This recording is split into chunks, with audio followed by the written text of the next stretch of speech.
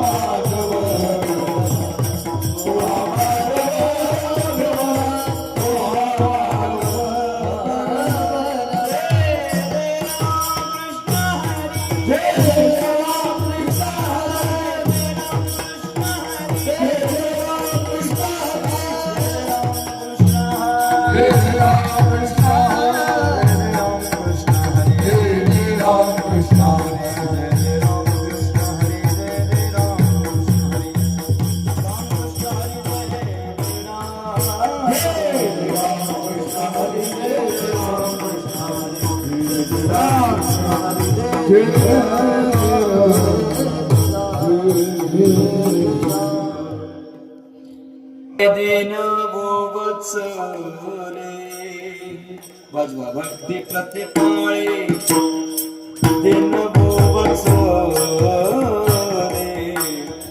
विठ्ठले कृपाळे OC माये विठ्ठले कृपाळे OC माये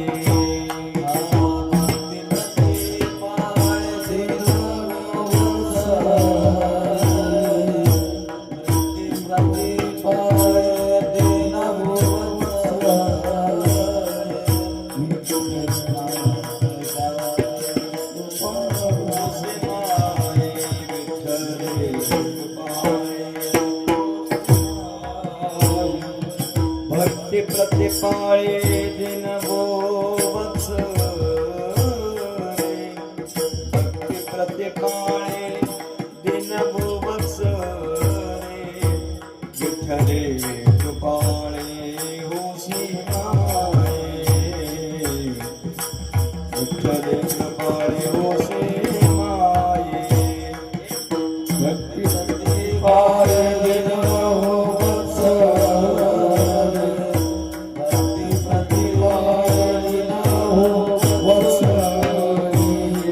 विठ्ठल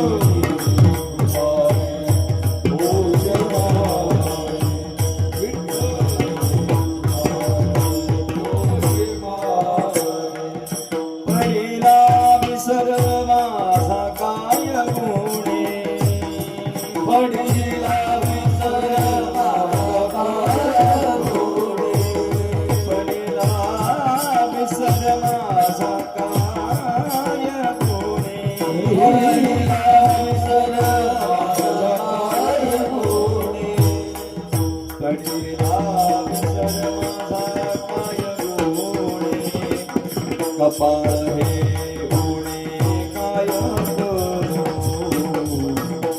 कपाळ हे उणे काय करू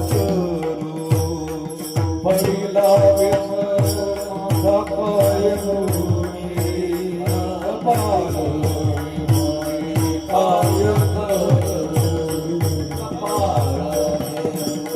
कपाळ तुका म्हणे माझे जाळून संकेत तुका म्हणे माझे जाळून संकेत गरीबोचीत भेट देई गरीबोचीत भेट देई पडिला विसर माझा काय गुणे कपाळ हे उणे काय करू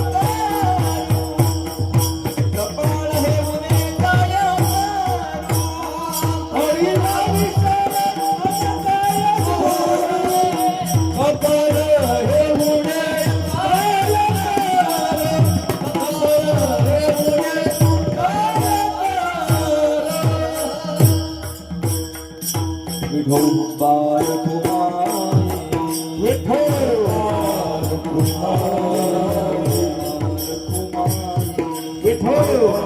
कपाळ हे उणे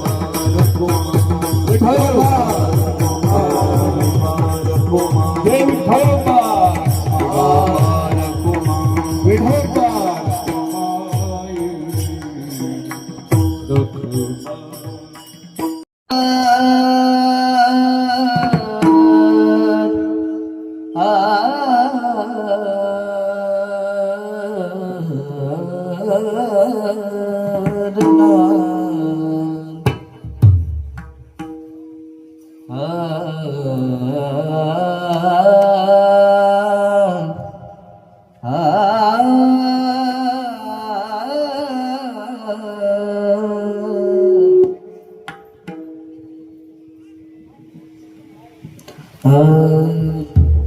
भक्ति प्रतिपाळे दिना वत्सले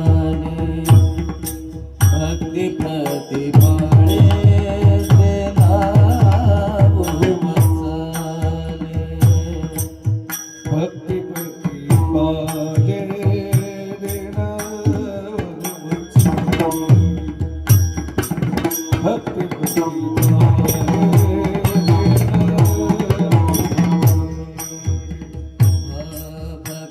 प्रतिपाळे दिना वत्सले भक्ति प्रतिपाळे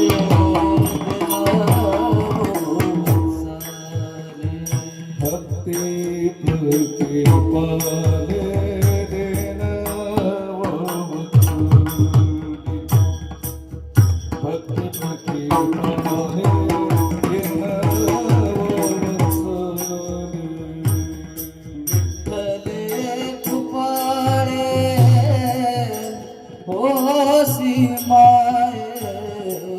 विठ्ठले कृपाळे ओ सीमाये ओ सीमाये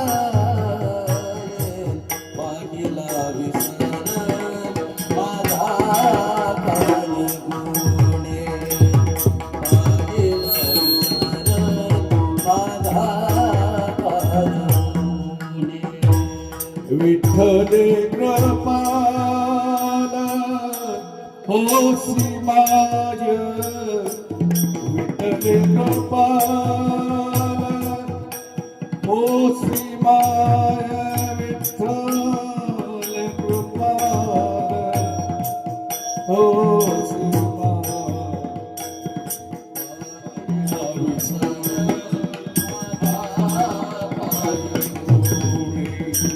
पडिला विसर माझा काय गुणी बाळू देऊने काय करो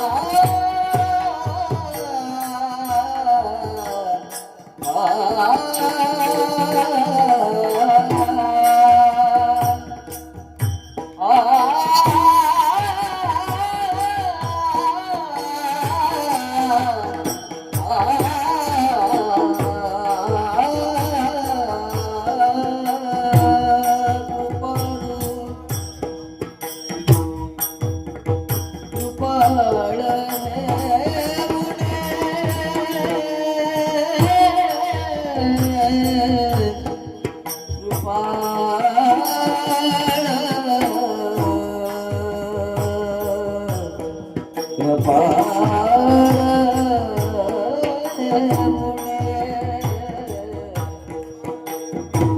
कृपालू हे काय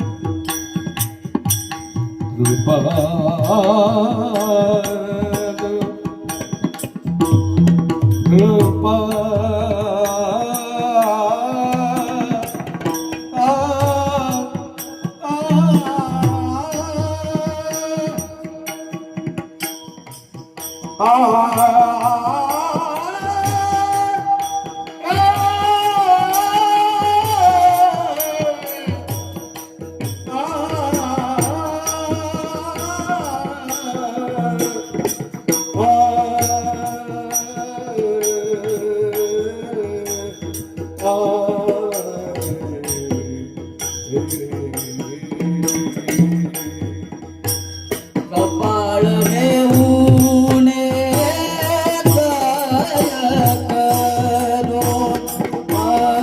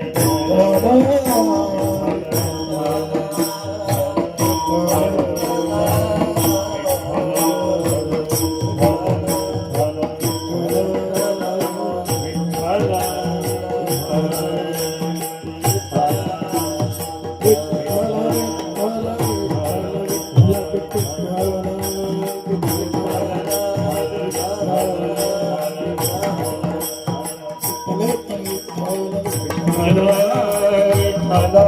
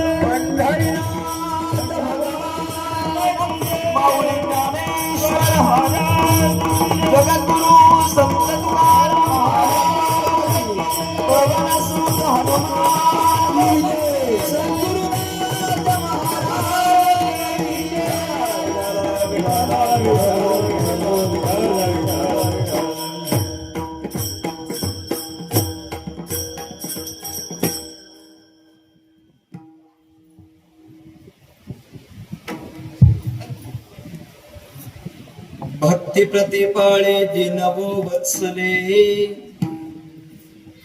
भक्ती प्रतिपाळे जिनवो वत्सले विठ्ठले कृपाळे होसी माये पडिला विसर माझा काय गुणी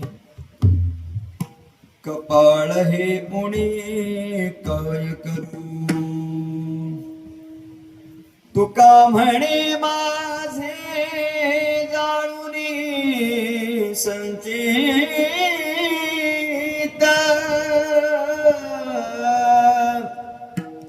करीव उचित भेट दे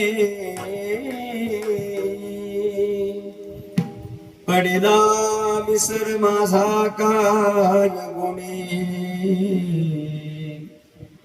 कपाळ हे उणे काय करू समचरण सरोज सांद्रणीला बुधाभं जगननिहित पाणी मंडलम मंडलानं तरुण तुलसी माला कंदरम कंजनेत्रम सदय धवलहासं विठ्ठल चिंतयामि पांडुरंग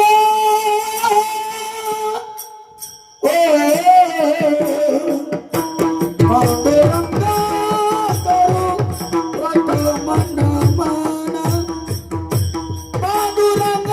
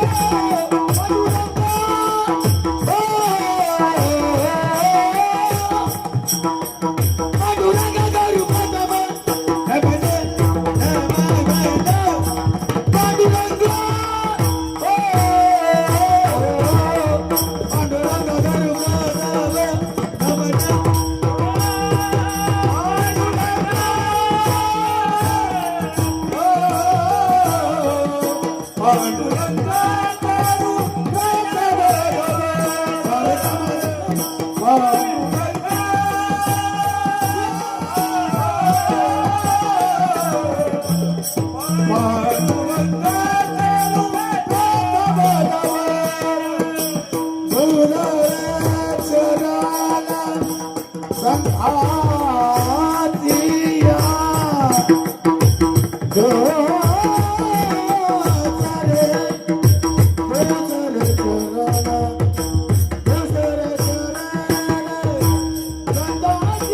बोला सगळे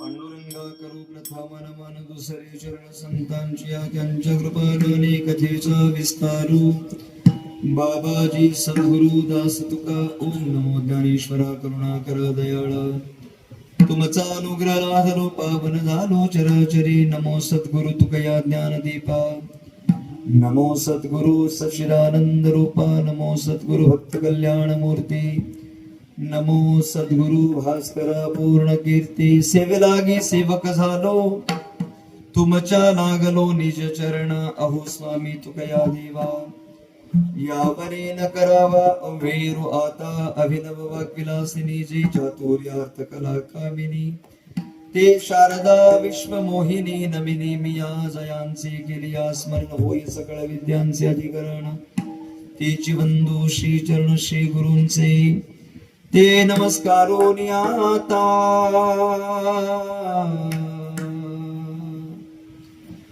भक्ती प्रतिपाळे दीनवो वत्सले विठ्ठले कृपाळे होसी माये पडिला विसर माझा काय गुणे कपाळ हे उणे काय करू,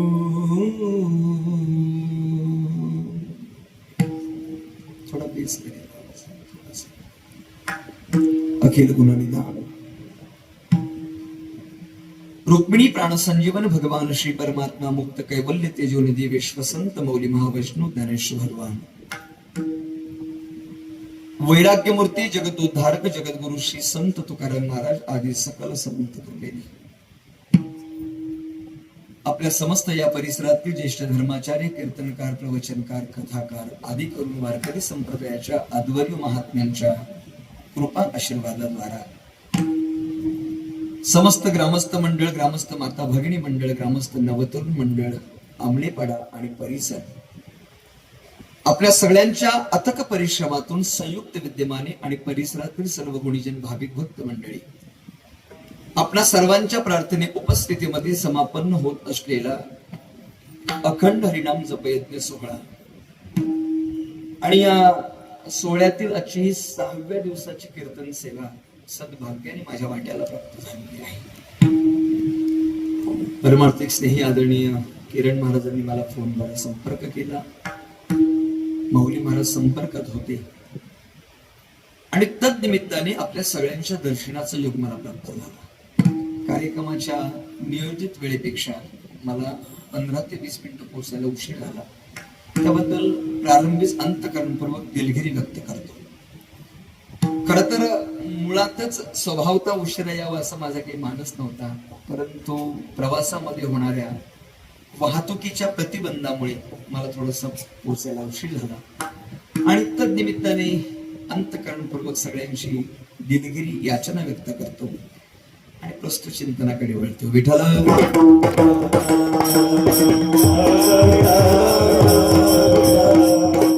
प्रस्तुत सेवेकरता गायलेला अभंग जगद्गुरु जगद्वंदने देवमान्य देहूगाव निवासी जगद्गुरु श्री तुकोबारायांचा 3 चरणाचा अभंग असो. जगद्गुरु तुकोबाराया प्रस्तुत अभंगाद्वारा भगवत भेटी करता. याचा आवाज थोडा कमी कर बघा, खूप आवाज वाढतो. शार्प झाले दोन्ही पत्राचे असते. भगवत भेटी करता अंतःकरणातील याचना भगवान परमात्म्यापुढे करतात. तुकोबारायचं म्हणतात, तुका म्हणे माझे जाळोनी संचित करी ओ उचित भेट देई. वारकरी संप्रदायाचा आपण संत साहित्याचा गाथाचा अभ्यास केला तर वारकरी शिक्षण संस्थेमध्ये जे अभंगाचे काही प्रकरण केली त्या प्रकरणामध्ये भेटीचे काही अभंग आहेत, त्यातला हा अभंग आहे. आणि भगवान परमात्म्याची आपल्या अंतःकरणामध्ये असलेली भेटीची ओढ, ती तळमळ भगवान परमात्म्याकडे तुकोबाराय व्यतीत करतात. एक लक्षात घ्या, एखादी गोष्ट प्राप्त होणं हे कदाचित सुलभ आहे, पण प्राप्त झालेल्या गोष्टीचा सहवास, त्याचा क्षेम होणं ही अत्यंत दुर्मिळ गोष्ट आहे. जगद्गुरु तुकोबारायांच्या या अभंगाचा जर आपण विचार केला तर तुकोबाराय म्हणतात, माझ्या जीवनामध्ये भेटीचा युक्त आहे, परंतु का कोण जाणे भगवत भेटी करता माझं संचित प्रतिबंध निर्माण करते. आणि म्हणून जे संचित मला बस एकदा फक्त चार द्या, सारखं वाजवत फक्त संचित, ज्या संचितामुळे जर मला तुझ्या भेटी करता प्रतिबंध निर्माण होत असेल तर मला जाणीव आहे कर्म करणं हे जीवाच्या हातात आहे, परंतु कर्माचा फलदाता तू असल्या कारणामुळे माझं संचितच जाळून टाक. आता संचित या शब्दाचा विचार जर केला तर संचित म्हणजे नेमकं काय, आणि भगवान परमात्म्याच्या भेटी करता जगद्गुरु तुकोबारायांचं संचित प्रतिबंध कसं करतं याचा विचार या अभंगामध्ये करायचा. म्हणजे पहिल्या अभंगामध्ये, पहिल्या चरणामध्ये जे जगद्गुरु तुकोबारायांनी भगवत भेटी करतात त्याच्याकरता काही विशेषण वापरली, त्याचे लक्षण लक्षात येईल. विठाला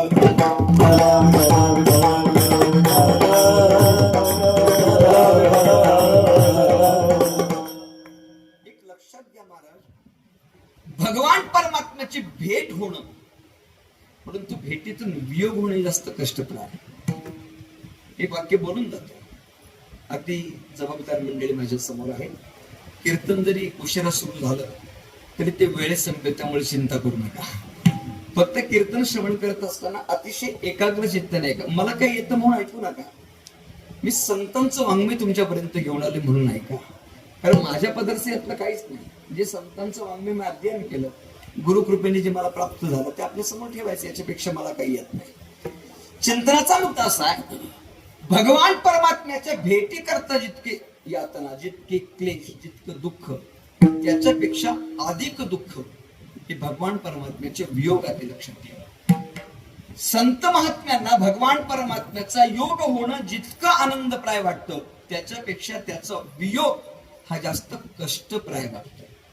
तुम्ही संतांचे अनेक प्रमाण आपण वाचा, म्हणजे आपल्या लक्षात येईल. संत महात्म्यांना ज्या ज्या वेळेला भगवान परमात्म्याचा वियोग घडला, त्या वेळेला संतांची जी अवस्था झालेली ती फार कष्टप्राय महाराज. ते गोड वर्णन आहे. चंदनाची चोळी माझे सर्वांग पोळी,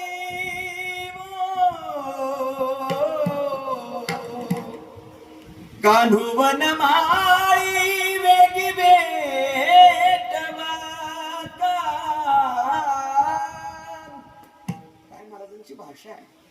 महाराज असं म्हणतात, प्रभू चंदनाची चोळी परिधान केली, पण ती पण पोळायला लागली, म्हणजे ती पण चटके द्यायला लागली. काय म्हणत कारण असेल एक लक्षात घ्या.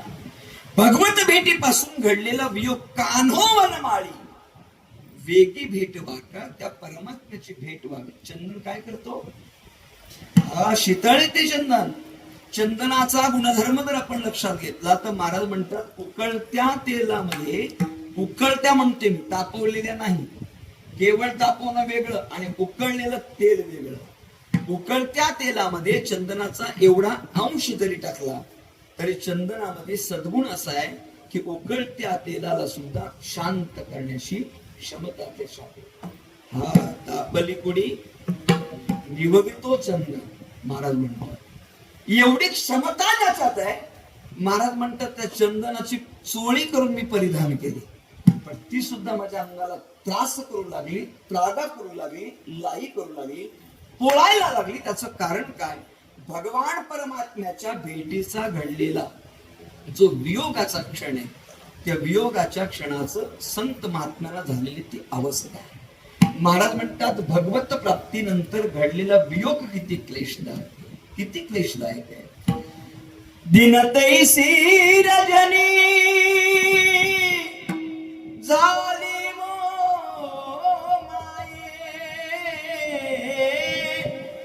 महाराज म्हणतात, दिवस रात्रीप्रमाणे भासू लागला आणि रात्र दिवसाप्रमाणे भासू लागली. कशामुळे हो? कशामुळे? त्याचं एकमेव कारण जर काय असेल तर भगवान परमात्म्याचा वियोग. पडिलो दूर देसे मज आठवे मनसी, पडिलो दूर देसे मज आठवे मानसी, पडिलो दूर देसे मज आठवे मानसी, पडिलो दूर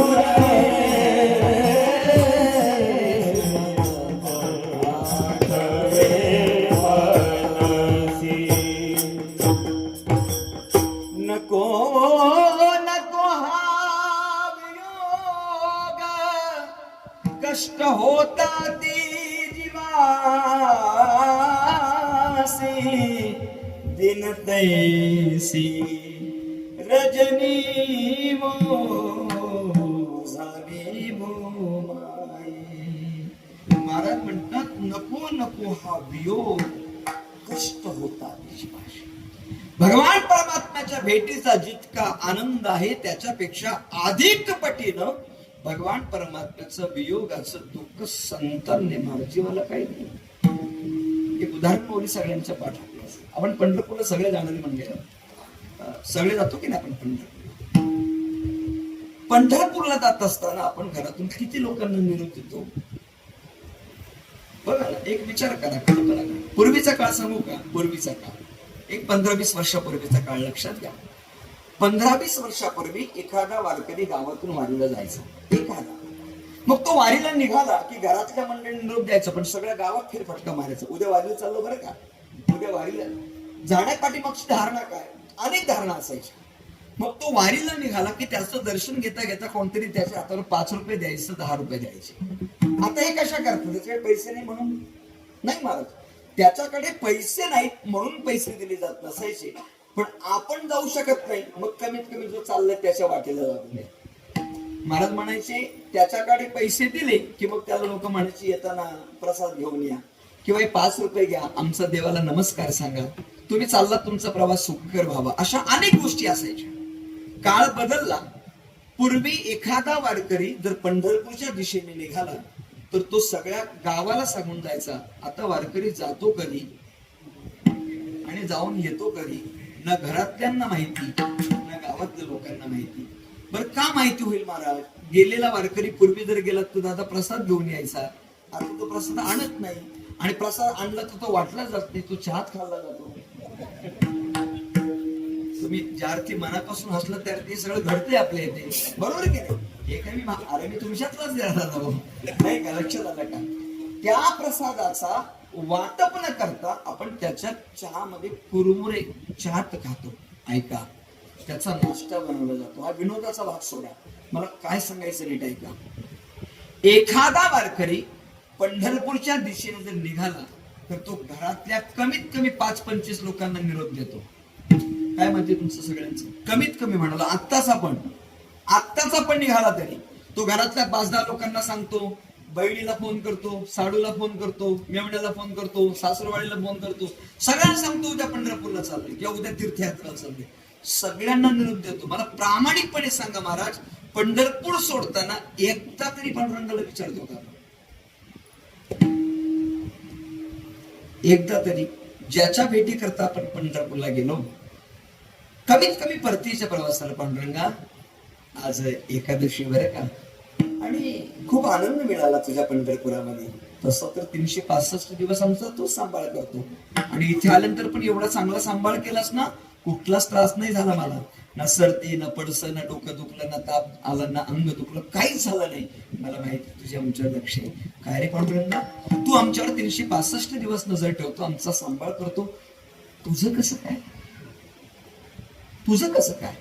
हिवाळा असेल ना तर आम्ही गरम पाणी घेतो आंघोळीला, गरमी असेल तर थंड पाणी घेतो. आमच्या सगळ्या सुखसुविधा घरी पुरवल्या जातात. थंडीच्या दिवसामध्ये तुला गरम पाणी देतात का रे? आणि मला माहितीये तुला लोणी फार आवडतं, लोणी तू आवडीने खातो, तुला आवडतो की नाही? मग लोणी जर तुला आवडत असेल तर हे तुला देतात का रे खायला, का नुसतं दाखवतात? कधी बोललो बोलले आपण? कधीच नाही बोललो. दशमीच्या दिवशी आपण दिवसभर भजन केलं, एकादशीचा फराळ झाला, रात्रीचा फराळ झाला, आणि रात्री बॅग भरायला घेतली, पण पांडुरंगाला एकदा तरी निरोप द्यावा असं कोणालाच वाटलं नाही. महाराज म्हणतात, जीवनामध्ये जोपर्यंत ही अवस्था प्राप्त होत नाही तोपर्यंत परमार्थाची फलद्रूपता नाही. एक लक्षात ठेवा, आतापर्यंत माणसं घरातल्या नातेवाईकांसाठी सगळ्यांसाठी रडले, पण माझ्या पांडुरंगासाठी रडावं असं कधीच डोळ्यात आलं नाही. तैसे झाले माझ्या जीवा,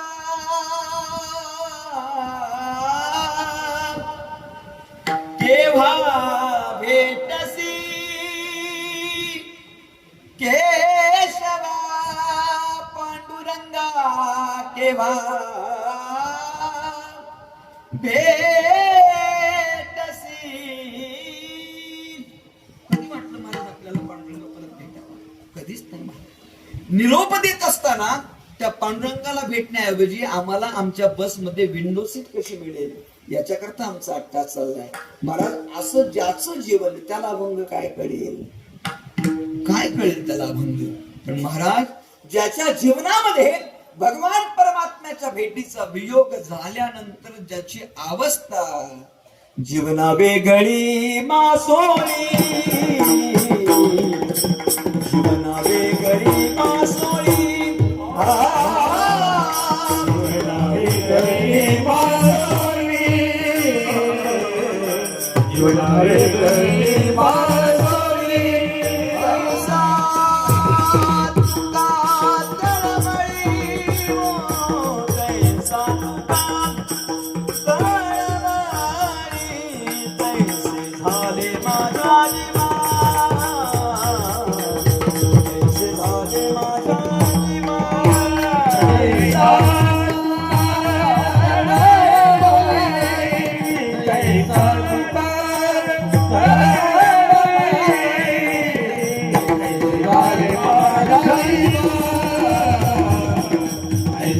अरे माझ्या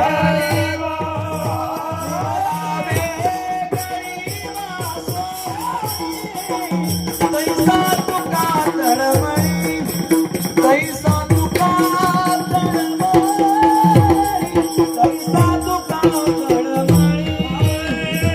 जीवना वेगळी आसोळी, तैसा तुका तळमळी, तैसा तुका तळमळी, तैसा तुका तळमळी.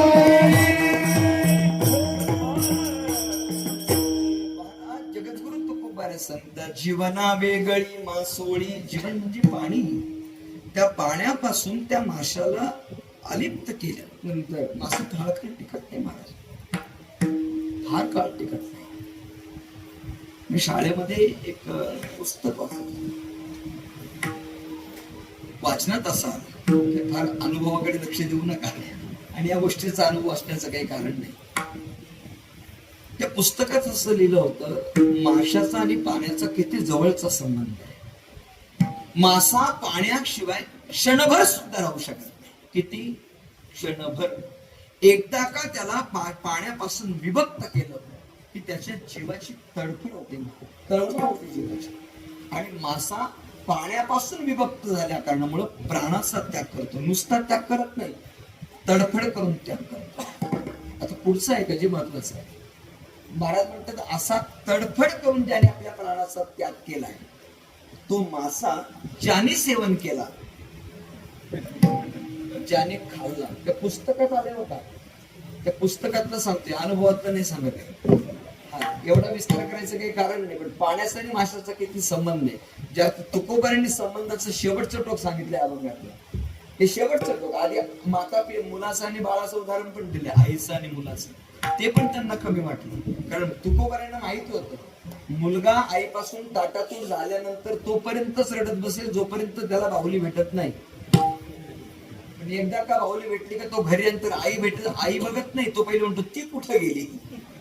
तुकोबारांना माहिती होतं हे कलियुगामध्ये असंच घडणार आहे म्हणून, त्याच्यामुळे त्यांना ते उदाहरण कमी पडलं आणि शेवटचं टोक म्हणून दृष्टांत दिले, म्हणून तुम्हाला विस्तारपूर्वक सांगतोय. नाहीतर एवढा विस्तार करण्यासारखं काय फार मोठी गोष्ट नाहीये. त्या पुस्तकात असं लिखाण केलं होतं, त्यांनी सांगितलं मासा पाण्यापासून विभक्त झाला की तडफडून प्राणत्याग करतो. यात नवल नाही, ज्याने त्याचं ग्रहण केलं, ज्याने त्याचं सेवन केलं ना, तो दिवसभर पाण्याशिवाय राहू शकत नाही. मासा ज्याने खाल्ला, ज्याने माशाचा आहार केला, तो दिवसभर पाणी मागतो, दिवसभर त्याला तहान लागते. म्हणजे ज्याने जोपर्यंत त्याची पचनक्रिया विष्ठेत रूपांतर होत नाही तोपर्यंत पाणी मागतो, एवढा त्याचा संबंध आहे. तुकोबाराय सांगतात, भगवान परमात्म्याचा वियोग झाल्यानंतर जसं पाण्याच्या वियोगानंतर माशाची अवस्था होते तैशे झाले माझ्या जीवा. महाराज परमात्म्यापासून विभक्त झाल्यानंतर मानवी जीवनाची अवस्था ज्या दिवशी होईल ना, त्या दिवशी आपलं प्राणार्थ खरंच झालं असं लक्षात घ्या.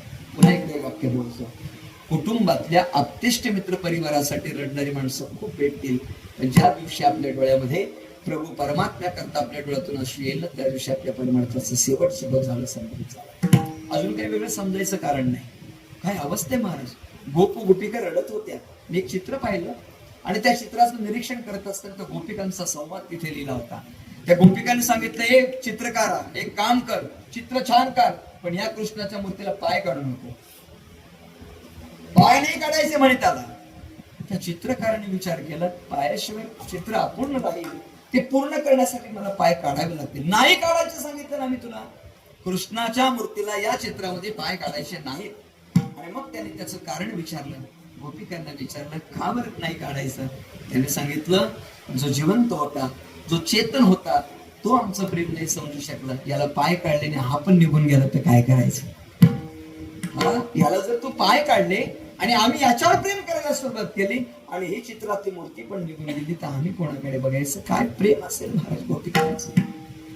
कान्हया रे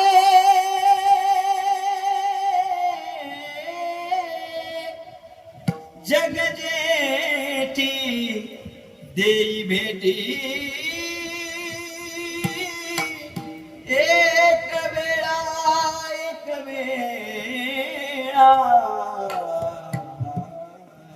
गोपिका बोलतात, काना अरे किती विभक्त झालास, किती त्रास देण्यात. हे बाबा, महाराज चिंतनाचा मुद्दा असा आहे की संत महात्म्यांना भगवान परमात्म्याच्या भेटीपेक्षा त्याच्या वियोगाचं दुःख जास्त असल्या कारणामुळं तुकोबराया आपल्या जीवनामध्ये त्या भगवान परमात्म्याची भेट व्हावी याकरता भगवान परमात्म्याकडे याचना करतात. पण आता भगवान परमात्म्याची भेट होते याला एक स्वतंत्र कारण आहे, आणि भेटलेला परमात्मा त्याचा वियोग करतो याला दुसरं कारण आहे. काही कळलं तर बघा. आता ही जी गवळण मी आपल्या समोर गायली, त्या गवळणीचं त्याची पाठीमागचा इतिहास काय, पूर्व इतिहास काय असेल. महाराज गोपिकांसोबत परमात्मा होता. एक एक गोपाळ, एक एक गवळणी, हाती धरोनी रचिले रास मंडळ. भगवान परमात्मा सोबत होता, पण गोपिकांना असं वाटायचं ज्या अर्थी माझ्यासोबत हा परमात्मा आहे त्या अर्थी काय माझा अधिकार असेल. या संपूर्ण गोकुळ त्याच्यावर प्रेम करतोय, तो कृष्ण परमात्मा माझ्यासोबत रासक्रीडा करतोय. हा जिला भास झाला. परमात्म्याने विचार केला यांच्या जवळ राहण्याच्या लायकीच्या राहिल्या नाही, कारण यांना अहंकार झालाय. आणि परमात्म्याला तिळवरी जरी होय अभिमान, मेरो तो समान भारदेवा. भगवंताला सहन होत नाही, तो भगवान परमात्मा लिप्त झाला. महाराज चिंतनाचा मुद्दा आहे का, भगवान परमात्म्याची भेट होणं कदाचित आपल्या जीवनामध्ये जर असेल, पण त्या भगवान परमात्म्याचा वियोग सुद्धा होऊ शकतो. मग तुकोबाऱ्या सांगतात हे जगत नेत्या माझ्या जीवनामध्ये तुझी भेट व्हावी. आता भेट होण्याकरता काय केलं पाहिजे, तर कर्म केलं पाहिजे. भेट होण्याकरता काय केलं पाहिजे, कर्म केलं पाहिजे. पंढरपूरला जाणे काय कर्मच आहे ना, भजन करणं काय कर्मच आहे ना, कीर्तन करणं काय कर्मच आहे. लक्षात आलं का, तुम्ही भगवान परमात्म्याचं गुणानुवाद गाणं कर्मच आहे. कर्माचाच विचार केला, कर्म हे 3 प्रकारचे आहे. एक संचित, दुसरं प्रारब्ध आणि तिसरं क्रियमान. 3 कर्माचा विचार केला तर महाराज म्हणतात संचित म्हणजे काय, क्रियमान कर्म केल्यानंतर जे शिल्लक राहतं त्याला संचित म्हणतात. जे शिल्लक राहिलं त्यातलं थोडं थोडं वापरात आणलं त्याला प्रारब्ध म्हणतात, आणि पुन्हा जे केलं जात त्याला क्रियमान कर्म म्हणतात. आता ऐका, अजून सोप्या भाषेत सांगतो. बँकेमध्ये पैसे बॅलन्स ठेवणं हे संचित. लक्षात येते, बँकेमध्ये पैसे बॅलन्स ठेवणं हे संचित. गरजेपुरते महिन्याला काढणं हे प्रारब्ध, आणि पुन्हा काम करून पैसे शिल्लक ठेवणं हे क्रियमान. कळलं का, अजून सोपं. क्रियमान कर्म, संचित कर्म आणि प्रारब्ध कर्म एक लक्षात ठेवा. मानवी जीवनामध्ये मौलिक क्रियमान कर्म करणं आपल्या हातात आहे, कर्म करणं आपल्या हातात आहे, पण क्रियमान कर्माचं फळ त्याच्या हातात आहे. धर्माची तू मूर्ती, पाप पुण्य तुझे हाती, मज सोडवी दातार, कर्मापासून दुस्तर.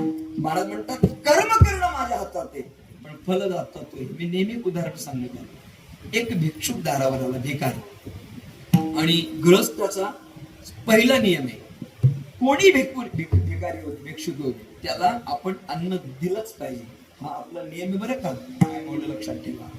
ग्रस्त त्याचा नियम. पूर्वी ग्रस्त धर्म असा पालन केला जात असे, जेवायला बसत असताना अगोदर बाहेर यायचं, उंबरठ्यावर, ओटीवर, ओरंड्यावर, आणि आवाज द्यायचा, मी जेवायला बसतोय बरं का. ज्याला भूक लागली असेल त्याने अर्धी एक भाकर खायला माझ्यासोबत या, असा आवाज द्यायचा, आणि मग जेवायला बसायचं. 5 मिनिटं वाट बघायची. 5 मिनिटं अवधीमध्ये कोणी आलं तर ठीक, नाही तर जेवायला सुरुवात करायची. ग्रस्ताचा नियम. पण आता ब्लॉक मध्ये गेलेल्या माणसांना काय हा नियम सांगा मार, ज्यांचं सगळंच ब्लॉक झालंय. माणूस जेवतो कधी, उठतो कधी, काही माहिती नाही. अवघड आहे की नाही. पण ग्रस्त त्याचा नियम महाराज, त्याने हाक मारली पाहिजे, त्याने जेव घातलं पाहिजे. मग भिकारी आपल्या दारात आला, मग समजा तुमच्या घरामध्ये भिकारी आल्यानंतर तुम्हाला द्यायला काहीच नाही, रात्रीचं शिल्लक नाही, सकाळचं काहीच नाही, मग आपण काय करतो, नियम आहे काहीतरी दिलं पाहिजे. मग त्या माऊलीने विचार केला, दादा तुला भूक लागली मला माहिती आहे, पण माझ्या घरात काहीच बनवलेलं नाही. माऊली मला खूपच भूक लागली, मग एक काम करशील का, मी तुला एक सोपा उपाय सांगते. हे बघ, 10 रुपये माझ्याकडे आता आहेत जवळ, तेवढे घे, आणि आमच्या गावाच्या वेशीर छोटी टपरी बघ तिथे जा. तू बाजारात गेला सावज नाक्यावर तर तुला 20 रुपयाला वडापाव मिळेल, तर तिथं 5 रुपयाला मिळतो. का तर त्या गावातल्या माणसाने आमच्या मुलांसाठी तो ठेवलाय, शाळेतल्या मुलांसाठी 5 रुपयाला मिळतो. तू 10 रुपये घे, 2 वडेपाव खा, आणि तुझं पोट भरू. किती चांगला येतोय तिचा, किती चांगला येते महाराज. पण त्या भिकाऱ्याने ते 10 रुपये घेतले आणि त्याचं सुपीक डोकं चालवलं. त्याने असा विचार केला, 10 रुपये कदाचित अजून 10 घर फिरलो तर भाकर देणारी एक तरी माऊली भेटल, पण 10 रुपये देणारी नाही ना. एक भाकर देणारी कोणतरी भेटल 10 घरे फिरलं तर, पण 10 रुपये देणारी कोण भेटणार नाही. मग 10 घरे फिरू, एक भाकर घेऊ, पण 10 रुपये संध्याकाळसाठी घेऊ. त्याने 10 रुपये संध्याकाळसाठी ठेवले. कशाला? अगरबत्ती न्यायची होती देवाला, हरिभटाचं पुस्तक न्यायचं होतं. 10 रुपयाची त्याने घेण्यासाठी ठेवली, तो 10 रुपयाची प्यायला. आता प्यायल्यानंतर त्याचे विपरीत परिणाम काय, मला त्याचा विस्तार करणं आवश्यक वाटत नाही, पण माझा मुद्दा नीट ऐका. त्याने 10 रुपयाची घेतल्यानंतर तिची जर नशा त्याला चढली, तो घरी गेला, गावातल्या लोकांना शिव्या दिल्या, मुलांना मारहाण केली, बायकोला शिव्या दिल्या. कुठली बायको आणि कुठली मुलं त्याला, जिने 10 रुपये दिले तिला आशीर्वाद देतील? लक्षात आलं? तुम्ही कर्म करायला गेलात, काय करायला गेलात? पुण्य. तुम्ही 10 रुपये देऊन पुण्य करायला गेलात, पण त्या पुण्य कर्मातून तुम्हाला पुण्य घडण्याऐवजी त्यातून तुम्हाला पापच घडलं. महाराज म्हणतात कर्म करणं आपल्या हातात आहे, पण कर्माचा फलदाता हा भगवान श्री परमात्मा असल्या कारणामुळे महाराज म्हणतात ते क्रियमान कर्म आहे, ते करण्याचं स्वातंत्र्य आहे, पण संचिताचं आणि प्रारब्धाचं आपलं स्वातंत्र्यच नाही. माऊली परिणाम असा आहे. महाराज व्यवसाय किती लोकांनी केला? आधी मुलं म्हणतात केलं महाराज नोकरीत काय मजा नाही, मग कशात मजा आहे? धंद्यात मजा आहे. महाराज एवढे व्यवसाय केले पण यश कशात झालं नाही. एवढे व्यवसाय केले की ते व्यवसायाची गणतीच नाही. 6-6 महिन्याला व्यवसाय बदलले पण यशच नाही ना, यशच नाही ना. मी अजून बोलू का? एक गमतीचं बोलू का? गमतीचं मला गाता येतं, पण मी विचार केला कीर्तनकारांचं बरं आहे. मी काय केलं? मी कीर्तन सुरू केलं. मी कीर्तन सुरू केल्यानंतर मला असं वाटलं नाही बा कीर्तनात काही माझ्या नाही, कोणच कीर्तन देत नाही, ह्यांचं दोघांचं बरं आहे. मी वाजवायला सुरुवात केली, त्यात पण माझा काही भाग आहे ना. मी यांचा विचार केला ह्यात काही माझ्या नाही, मग त्याचं बरं वाटतंय. ते बरे आता बसल्या जागी करते ना काम, तिथल्या तिथं काम चाललं, मग ते बरं आहे. ते पण विचारात घेतलं, मग ते करावं. ते करून पण यश नाही, मग आता काय करायचं? आता करायचं काय? महाराज म्हणतात तुम्ही आता हा व्यवसाय नाही बरं का, हे बोलणं हे व्यवसाय नाही, मला उदाहरण सांगायचं होतं. पण लक्षात घ्या, तुम्ही व्यवसाय कितीही करा, पण जर व्यवसायामध्ये फळ तुमच्या संचितात नसेल तर तुम्हाला यश येतच नाही. मी पदरचं बोलत नाही, तुकोबारांचं प्रमाणे. व्यवसाय निमित्त फळ देतसे संचित. महाराज म्हणतात व्यवसाय निमित्त आहे, तुम्ही निमित्त म्हणून करताय, पण फळ जर संचिताचाच नसेल तर तुम्हाला मिळणार काय? तुकोबारांचं किती गोड प्रमाणे. भोगतो ना गडी संचिता वाचो,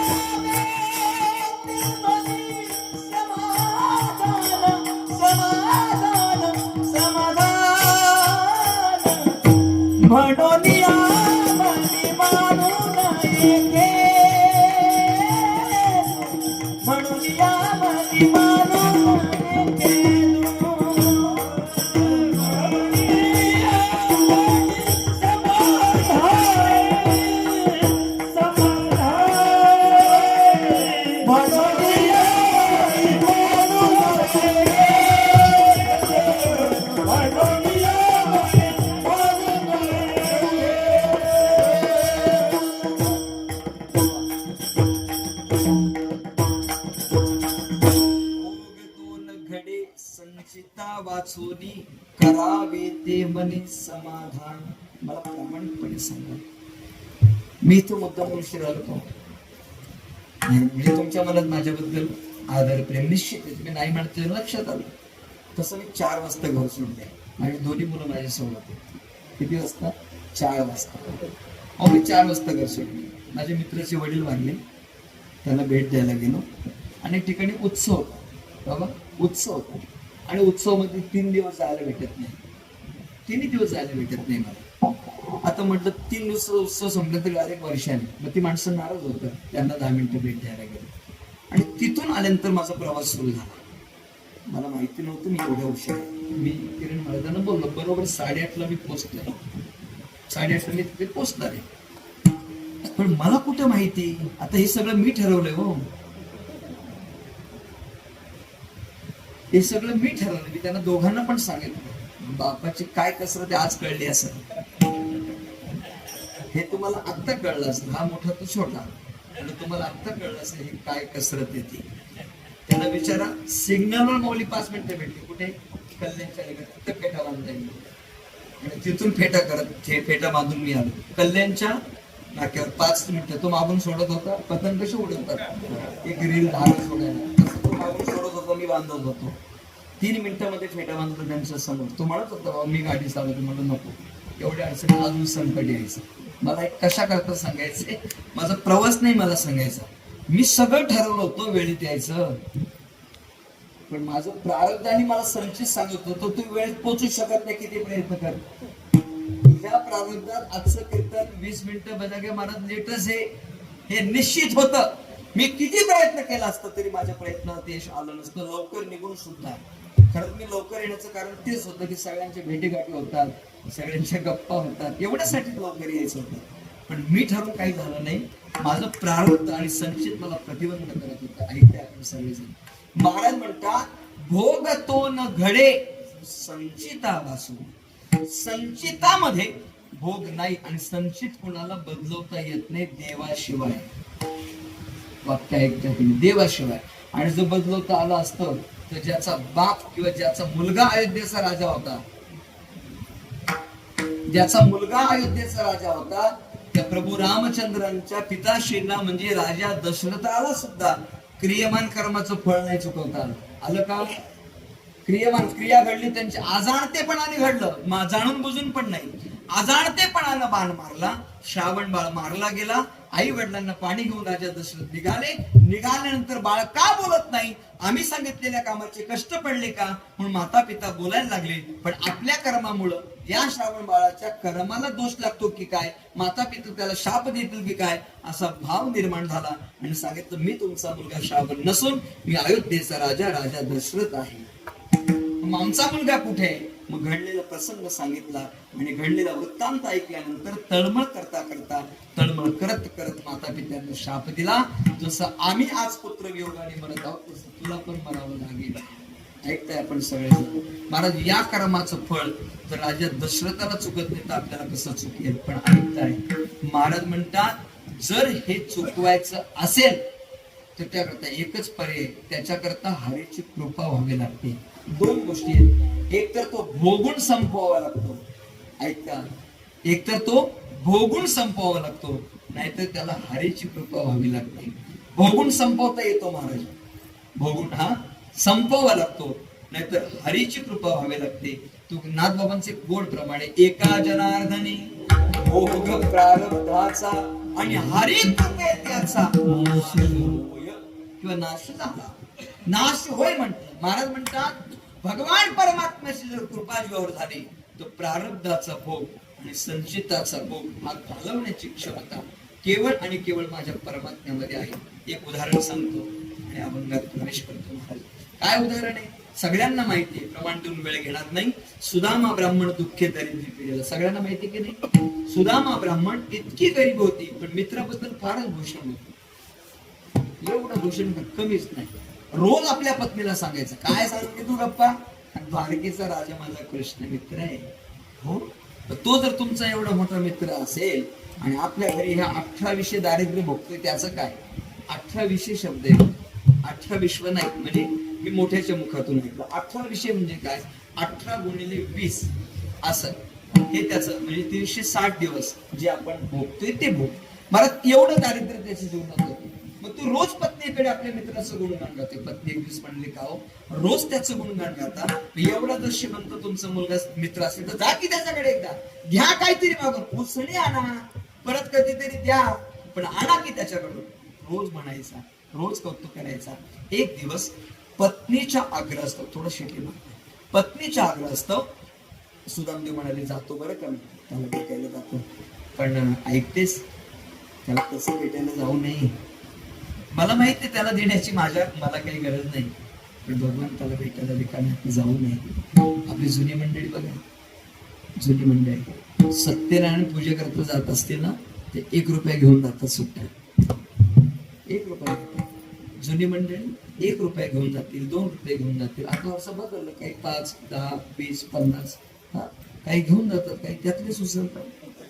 असे पण आहेत. काही घेऊन जातील, काही फुल टाकायचे त्यातले 50 घेऊन चला पुढचा प्रवास सुरू करू. असले पण अवलंबी आहेत की या काही नाहीत असं समजता का तुम्ही? नाही का आपण देवाच्या भेटीला काहीतरी घेऊन गेलं नाही, काय घेऊन जातात. आता काय माऊली देऊ शकतो आपण, काय देऊ शकतो? तो एवढा श्रीमंत आपल्याकडे आहे का? पण नका काय तुम्ही भाव तर घेऊन जाल की नाही. अंतकरणातला शुद्ध भाव, मग निस्सिम भाव उल्हासे, मग अर्पावयाचे निमिसे, फळ एक आवडे तैसे भलतयाचे हो. त्याला काही दुसरं आवडत नाही. आम्ही भावाचे पाहुणे भलतया हो. भक्ती मी एक जाणे येत साने थोरण म्हणे. महाराज म्हणतात दुसरं काही लागत नाही त्याला, चला.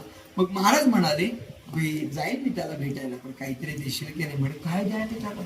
काहीच नाही माझ्याकडे. पाहते बरं का, असेल ते घेऊन जा. जातो. काय देणार आहेस? काही नाही, थोडेसे पोहे तेवढे घेऊन जा, दुसरं तर काही नाही. देसर तेवढं तर तेवढं. तुम्ही जुने लोक यायचे ना, किती साधी असायची माणसं, किती साधी असायची.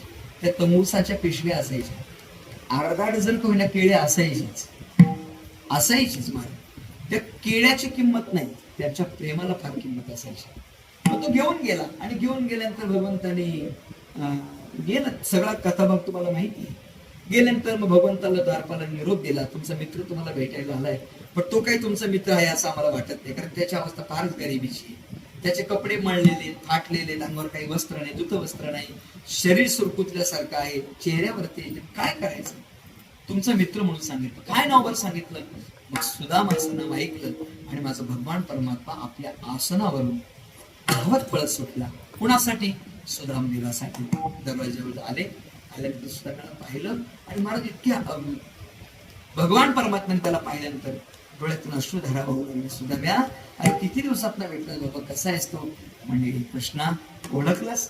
हो म्हणे. अरे लहानपणीची मैत्री आपली. हो बरं आहे मी. तू कसं आहेस? म्हणे माझं ठीक चालेल. घेऊन गेले भगवान परमात्मा. घेऊन गेल्यानंतर त्याची ती स्थिती पाहिली, आणि कदाचित का कोण जाणे कदाचित 16,108 होते, पण नाही वाटलं पाय धुवावे.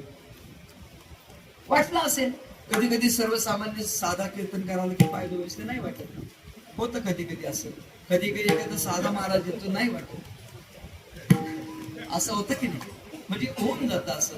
मग आपण पाहतो की नाही, आता मला फार अनुभव आहेत महाराजांचे, पण हे सगळं लाईव्ह चालते मला वाटतं नाही ना. हा, तसा मी काही घाबरत नाही महाराज. काय घाबरण्याचं कारण कर नाही, त्याला डर कशाला नाही का? आपल्याला काय व्यवहार करून एवढं लांबून आलो नाही, व्यवसाय नाही करायचा, आपला आनंद घ्यायचा.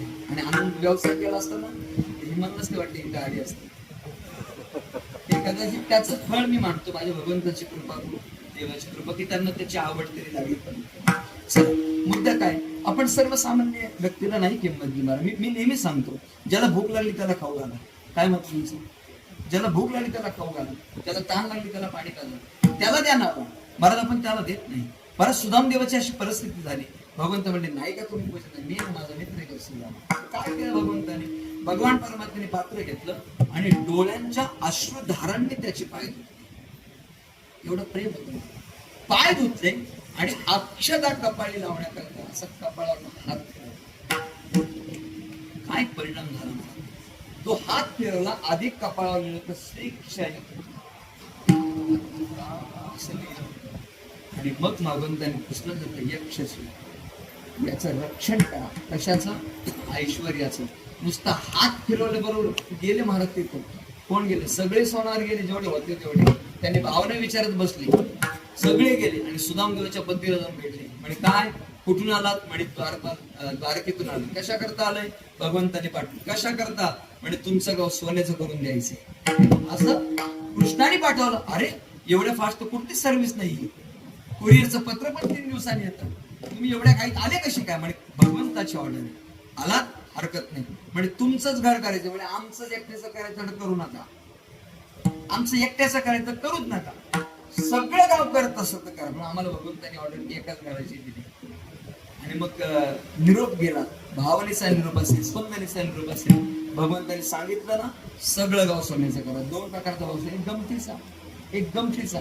संत कधी स्वतःचा विचार करत नाहीत, सगळ्याचा, जगाच्या कल्याणा, संतांच्या निवृत्ती. म्हणून तो विचार केला सगळ्यांचं करावं. आणि कदाचित बाबा एकट्याच झाला असतं सुभाष महाराज विटा तरी ठेवल्यास का, एक वीट रात्रीत काढून दिले सुद्धा मला त्रास दिला असता. आताच्या काळामध्ये नसतं ठेवलं ना घर ते, त्याला त्रास होण्यापेक्षा अख्खं गाव करून देतो म्हणजे चिंता मिळते. ऐकताय तुम्ही सगळे. महाराज ज्याच्या जीवनामध्ये 18,365 दिवस दारिद्र्य लिहिलं होतं, भगवंताची कृपा होतच त्याचं दारिद्र्य नष्ट झालं. भगवंताची कृपा आहे. माझ्या तुकोबारांच्या लक्षात आलं, संचित प्रारब्ध आणि क्रियमान कर्म बदलण्याची ताकद तशी तर कोणात नाही, तर माझ्या भगवंताची कृपा झाली तर हरी कृपे त्याचा नाश होय. आणि म्हणून या संचिताचा जाळून भस्मसात व्हावा किंवा भस्म व्हावं, जळून जावं आणि माझ्या भगवंताची भेट व्हावी, याकरता ज्या भगवान परमात्म्यावर तुकोबारांचं नितांत प्रेम होतं, त्या भगवंताची विशेष लक्षणं तुकोबारा करतात अभंगाच्या पहिल्या चरणात. भक्ती प्रतिपाळे भक्ती प्रतिपाळे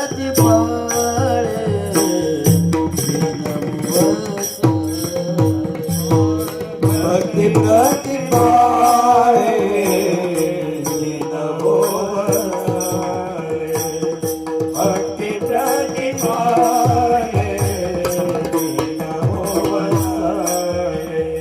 विठ्ठले कृपाळे विठ्ठले कृपाळे ओसी माये पाहिला विसर पडिला माझा काय होई पडिला विसर माझा काय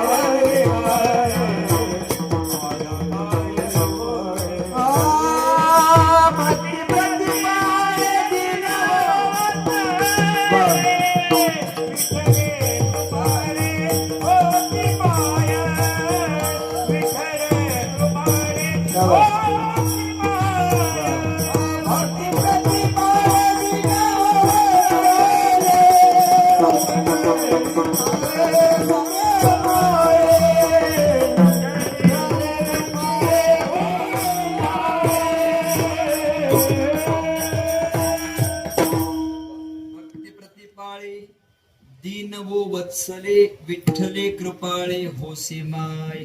आपल्या संचित कर्मांचा रास व्हावा, भगवंताची आपल्यावर कृपा व्हावी, याकरता जगदृषी तुकोबाराया या अभंगाच्या पहिल्या चरणामध्ये त्या भगवान परमात्म्याची काही विशेष लक्षणं सांगतात. त्यातलं पहिलं लक्षण आहे तो भगवान परमात्मा भक्ती प्रतिपालक आहे. आता भक्ती प्रतिपालक म्हणजे काय, तर त्याचा सरळ अर्थ असा आहे, जो भक्ती करणारा भक्त आहे त्याचा परिपालक परमात्मा. आता जो भक्त आहे भगवान परमात्मा त्याच परिपालन करतो, त्याचं प्रिय देते महाराज. परित्राणाय साधूनाम विनाशाय च दुष्कृताम धर्म संस्थापनार्थाय संभवामी युगी युगी. तर भगवंताचं पहिलं लक्षण आहे भक्ता राखे पायापाशी आणि दुर्जनाशी संवाद, म्हणून त्याला भक्ती प्रतिपालक म्हटलं. मग त्या भगवान परमात्म्याचा विचार करत असताना तो भगवान परमात्मा भक्तीचा प्रतिपालक आहे का? असंख्य उदाहरणे असंख्य आपल्या सगळ्यांना माहिती. आपल्या संत साहित्यामध्ये अनेक महिला संत होऊन गेल्या, अनेक महिला संत, ज्याच्यामध्ये प्रत्येकाचं स्थान स्वतंत्र आहे महाराज. फक्त काही काही स्थान आम्ही आमच्या बुद्धी कौशल्याने कमी दिली. मी कीर्तनकर महाराजांची क्षमा मागून बोलतो. वास्तविक पाहता जगद्गुरु तुकोबारांची आवळी भांडकुदळ आहे. हा तिच्या चरित्र भागाचा अभ्यास करत असताना चरित्र अनुषंगाने बरोबर आहे, पण जगद्गुरु तुकोबारांच्या पत्नीला मासाहेब जिजाऊंना आपण भांडखोर म्हणणं कदाचित हा आपल्या बुद्धीचा संकुचितपणा म्हणावा लागेल. साहजिकच आहे, तिच्या स्वभाव गुणाप्रमाणे ती जगद्गुरु तुकोबारांच्या जीवनामध्ये भांडणारी भेटली, पण तिचं भांडण कोणाशी हो? गावातल्या ठोकूबाईशी का तिच्या नवऱ्याशी? अरे अखिल विश्वाचा मालक त्याच्याशी भांडते, काय तिचा अधिकार आहे? भांडून दाखवा, भांडून दाखव बरं देवाशी. काय किंमत आहे आपली भांडायची? आपण भांडू शकतो, पण आपल्यापेक्षा कमकुवत असेल त्याच्याशी. आपलं कोणाशी भांडण? एखादा बलाढ्य भेटला तर बघून घेतलं असतं, कधी बलाढ्य भेटला तर, आणि कमकुवत भेटला तर लगेच पाया सारतो महाराज. ही आपली स्थिती आहे. पण जी आवळी माणसे माझ्या देवाशी भांडत होती तिचा अधिकार काय असेल? भांडण्याचा अधिकार का सहज मिळतो का? सहज मिळतो. तुकोबऱ्यांची आवळी भांडकुळ होती सांगणं सहज सोपे कीर्तनामध्ये, पण ते सांगत असताना कीर्तनकारांनी आपण विचार करावा. जोपर्यंत तुकोबऱ्याने हरीचा घास खात नव्हते तोपर्यंत आवळी माणसं पाण्याचा थेंब पित नव्हती. तिचा वर्षानुवर्ष रोजा होता, महिन्यापुरता पण नव्हता महाराज. थेंब पाण्याचा पित नव्हती. हे कौतुकास्पद आहे बरं का. माऊली माझ्या शाळेत लहान लहान लेकरं उपवास करतात, त्यांच्या श्रद्धेला मानलं पाहिजे. लहान लहान लेकरं पाण्याचा थेंब घेते. मी म्हणलो बाबा तुमचा जीव किती रे पोरांना, कशा करतात? नाही म्हणे आमच्या देवाची भक्ती. हे सांगितलं पाहिजे मुलांना, निष्ठेने केलं पाहिजे. तर काय आम्हाला सांगतो त्यांचं काय महिन्याच आपलं? अरे हो, महिनाभर सांभाळायचंय. लहान लहान लेकरं 7वी 8वीच्या मुलात पाणी पित नाही. साधी गोष्ट आहे काही, त्याचं कौतुक केलं पाहिजे ना आपण. याचा विचार आपण कधीतरी केला पाहिजे. माझ्या आवळी मासाहेबांनी पाण्याचा थेंब नाही घ्यायचा महाराज, ते थेंब न घेता उपवास करायचा. आणि जोपर्यंत तुकोबऱ्या खात नाही तोपर्यंत थांबायचं. मोठी ताकद मला सगळ्यांना माहिती आहे. तुम्ही चरित्र ऐकलंय, वाचलं असेल, कथन केलं असेल. ज्या वेळेला तुकोबऱ्या ध्यान करण्याकरता, भजन करण्याकरता, साधना करण्याकरता भामशंकर भंडारा घोरडून जायचे ना, तेव्हा आवळी मासे न्याहारी घेऊन जायचे. एक दिवस जाता जाता बाबळीचा काटा पायात टोचला. किती वेदना असतील त्या माता भगिनी. पूर्वी फाटी आणायला जायची, त्यांना विचारा त्या टोचलेल्या काट्याच्या किती वेदना असतील. माझ्या एवढ्या वेदना झाल्या, पण त्या वेदना तुकोबाऱ्यांच्या आवळीला म्हणजे माझ्या मासाहेबांना होत, त्या जिजाऊ मासाहेबांना, पण त्याच्या वेदना मात्र पांडुरंग सहन करत. लगेच वेश धारण केला गुराख्याचा, बाळरूप धारण केलं, आणि माझं पांडुरंग परमात्मा तिला अवतीर्ण झाला. आणि त्या परमात्म्याने सांगितलं, आई काय झालं ग? म्हणजे काही नाही रे लेकरा, पायात काटा टोचला. मग मी काढून देऊ का? अरे एवढा पायात गेलेला काटा तुला कसं काढतील? तर मी गुराखी आहे, माझं तेच काम असतं, रोज काटा टोचतो आणि रोज मी काढतो. तुझ्या पायातला काढू? ती म्हणली बघ बाबा खूप आतमध्ये गेलाय, फार वेदना होतील, कळ लागेल. म्हणे आई तू काळजी करू नको, मी काटा काढला कळ लागू देत नाही.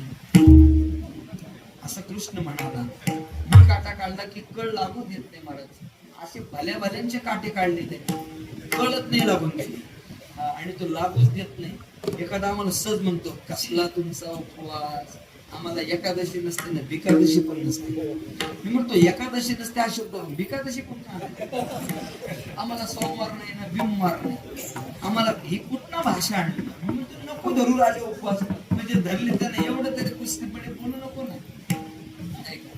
वर्षात ना एकदाच आजारी होतो, वर्षातून एकदाच आजारी, महिनाभर बेड रेस्ट, हॉस्पिटलाइज, आणि मग काहीच नाही, फक्त सलाईन. मग आमच्यासारखं भेटायला गेला, काय ना मग कसं काय? काय नाही महाराज, काय घडलं मलाच काही कळलं नाही. तो महिनाभर नुसतं पाण्यावर आहे बघा असं आहे. हे सगळे भरून काढले देवानी, 24 एकादशा भरून काढल्या, सोमवार भरून काढले. काळजी करू नको, तो कुठल्या तरी रूपाने भरून, त्याचा नादच नको करू राजा. सर्वसामान्य व्यक्तीचा नाद करतात, पांडुरंगाचा देवाचा नाद नाही करायचा. त्याने सांगितलं आई तू कशाला चिंता करते, सहज काटा काढतो. असं जमेल तुला? म्हणे जमेल ना. ऐकताय तुम्ही सगळे, काटा काढण्याची पद्धत सगळ्यांना माहिती, काय वेगळं सांगायची गरज नाही, आणि त्याला काही शास्त्र आधार देण्याची गरज नाही. माझ्या पांडुरंगानं माझ्या आवळी मासाहेबांचा पाय आपल्या गुडघ्यावर घेतला, महाराज गुडघ्यावर घेतला असं पाय, आणि तोंडाला असं म्हटलं, बरोबर दॅट इज असंच काहीतरी अशी माती काढली. काय गंमत आहे, किती पाणी असलं तरी पाणी नाही घेत कोणी, थोंडीच घेतो आपण. एकदा काढलं महाराज, सगळी माती निघाली नाही. माझ्या परमात्म्याने बोटने बदललं, तेच बोट घेतलं आणि परत थोंडके लावली, परत काढली. ऐकते तुम्ही सगळे, महाराज देवानी काटा काढण्याकरता पहिल्या नाकाची माती काढली आणि तेच बोट तोंडाला लावलं. धावत ती चालत ती मागे मागे, देव इच्छी रज चरणीची मागे. आता भगवान परमात्मा ज्या तुकोबऱ्याने अखंड देवाचं भजन केलं त्यांना अगोदर नाही भेटला. जी आवळी मासाहेब देवाशी रोज भांडत होती, तुकोबाराशी रोज ज्याच्या नावाने भांडत होतो तिला पहिलं दर्शन दिलं. काय तिचं भांडण असेल आणि आम्ही म्हणतो भांडखोर होती. तर तुझ्या बायकोशी तुला नको तिच्याशी करून राहिला. हा, ती मासाहेब जिजाऊ होती. हो, तुकोबारांना भेटायच्या अगोदर माझी आवडी मासाहेबांना देव भेटतोय म्हणजे तिचा अधिकार काय असेल लक्षात घेताय तुम्ही. जनाबाई भांडखोर होती पण कुणाशी भांडली? त्याच्याशी. नुसती नाही भांडली, तात्विक भांडली. धुंद झाला तुझा दरबार, धुंद झाला तुझा दरबार, धुंद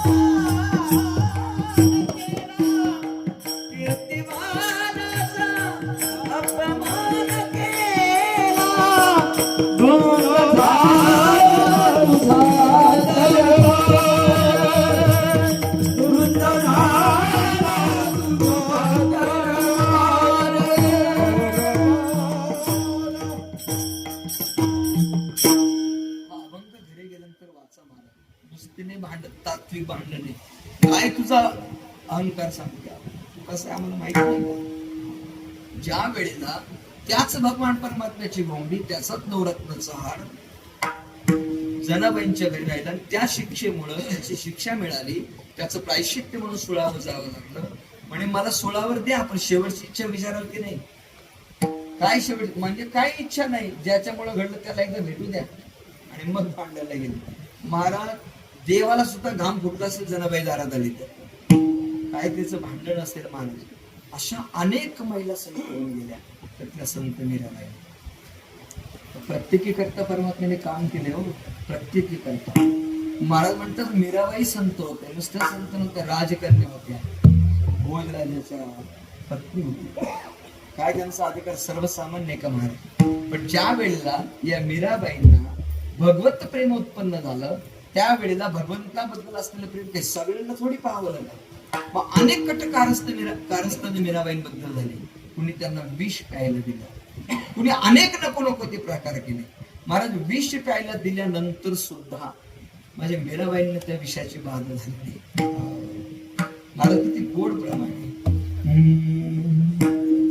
रानाने विष दिया मानो मृत पिया, मेरा सागर में सरिता समाने लगी, दुख लाखों सहे मुख से गोविंद कहे, मेरा रानी दीवानी कहने लगी, वो तो गली गली हरी धूम गाने लगी, ऐसी हरी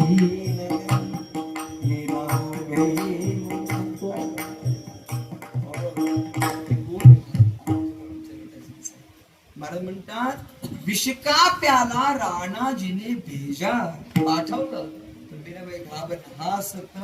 हा सत मीरा पिवी रे. तिला भीती काय होती महाराज, तिला भीती काय होती. महाराज म्हणले जरी तिने प्यायलेला असला तरी तुकोबाऱ्या सांगतात तिला माहित होतं की त्याचा प्राशन माझा परमात्मा करणार आहे. विठ्ठल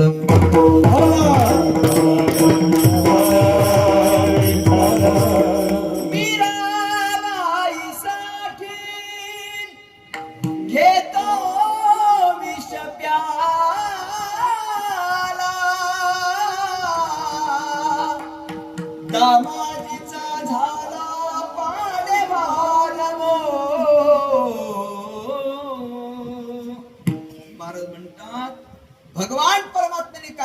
विष पाठवल्यानंतर त्या भगवान परमात्म्याने मीराबाईसाठी स्वतः विष प्राशन करावं.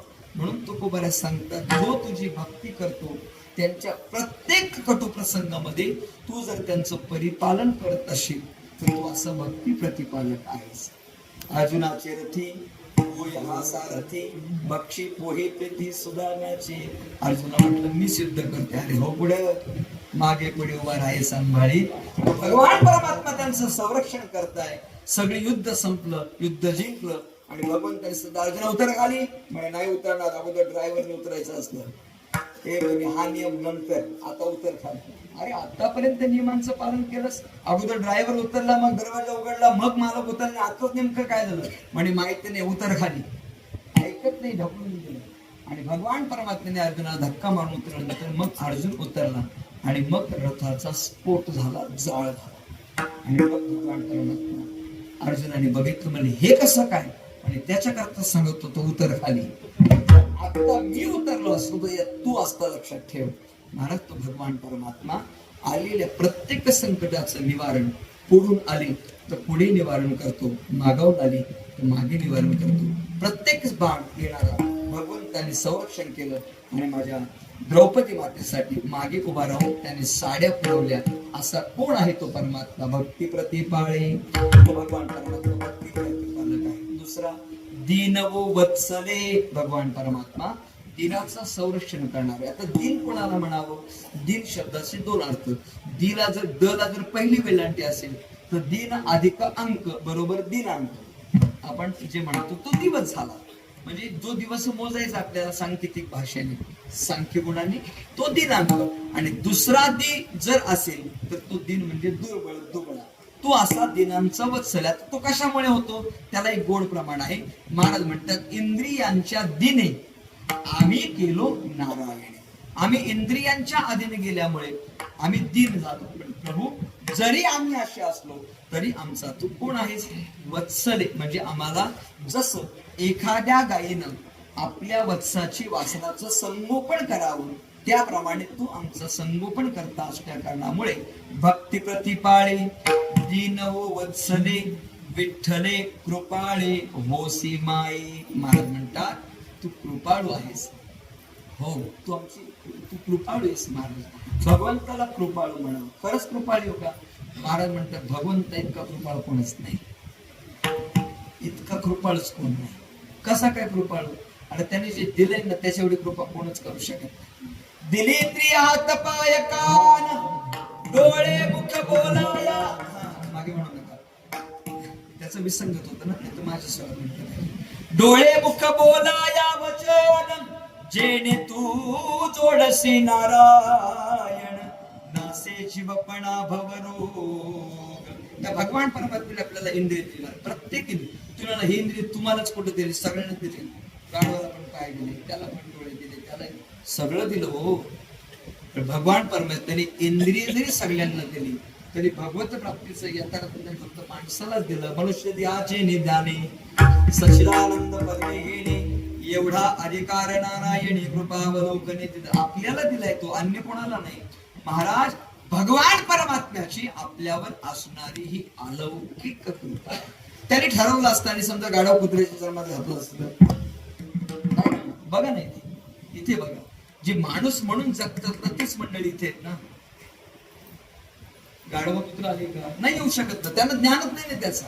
भगवान परमात्म्याच्या प्राप्तीचं यथार्थ त्यांना नाही. बरं, आणि तर त्यांनी बसणार नाही तिथं. एखादा पुत्र त्याला माहित नाही, शांत बसतो, हो की नाही?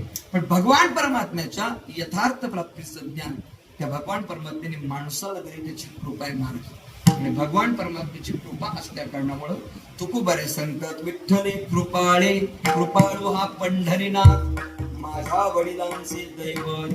महाराज म्हणतात, तू कृपाळू आणि कोण आहेस? होसी माय, तू आमची माय आहेस. महाराज, भगवान परमात्म्याशी सगळी नाती जोडली जातात. मी गमतीने दृष्टांत सांगतो. सगळी नाती, तुम्ही कोणतेही नातं जोडा. मी अजूनही वाक्य बोलून जातो. भगवान परमात्म्याशी एकतर मैत्री तरी करा, नाहीतर त्याच्याशी वैमनस्य तरी करा. मध्ये न करा. हे मधल्या फळीत ते कुठंच चालत नाही बुवा. त्यांच्यावर विश्वासच नाही कोणाचा. मधल्या फळीत नाही. एकतर त्याच्या सोबत तरी राहा, नाही तर त्याच्या विरोधात तरी राहा. काहीतरी किंमत राहील मला, आपली किंमत तरी दर्शवते. लक्षात घेताय तुम्ही? रावण विरोधात राहील आणि विभीषण 100% शरण घ्या. फायदा ना. आता विभीषण शरण आलं म्हणजे त्याला मोक्षच आहे, आणि रावणाला भगवंताच्या हातून मृत्यू म्हणजे मोक्षच आहे ना. यात बदल काय? शबरी माता प्रेमाने शरण गेली, मोक्षच आहे, आणि पुतना मावशी वैरत्वाने शरण गेली, मोक्षच आहे ना. ऐकताय आपण सगळे? मला देवाशी शत्रुत्व तरी पत्करा, नाही तर मित्रत्व तरी पत्करा. भगवान परमात्मा असा अलौकिक क्षेत्र आहे मला, ज्याच्याशी कोणती नाती लावा तुम्ही, कोणतीही, तो त्या नात्याने राहत असतो. भगवान, मी गमतीने सांगत असतो, त्या भगवान परमात्म्याशी नातं लावत असताना तुम्ही जर देवाला म्हणाला, देवा बरीच वर्ष झाली लग्नाला, अजून संतती होत नाही, संतती होत नाही, मग आता काय करायचं? देवा दे की तेवढे बाळ.